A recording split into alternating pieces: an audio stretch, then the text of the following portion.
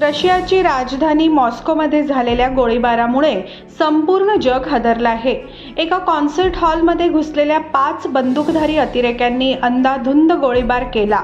तसेच स्फोटही करण्यात आला आहे. मिळालेल्या माहितीनुसार मॉस्कोमध्ये झालेल्या या हल्ल्यात आतापर्यंत 60हून अधिक नागरिक मृत्युमुखी पडले आहेत, तर शेकडो जण गंभीर जखमी झाले आहेत.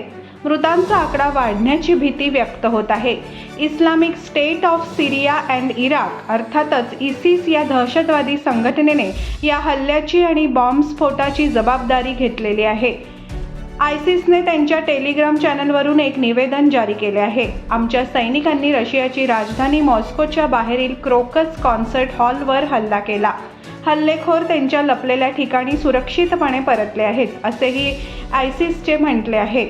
या हल्ल्यामुळे संपूर्ण जगभरात संतापाचे आणि दुःखाचे वातावरण निर्माण झाले आहे. या कॉन्सर्ट हॉलमध्ये आणखी काही लोक अडकले असल्याची शक्यताही व्यक्त करण्यात येत आहे.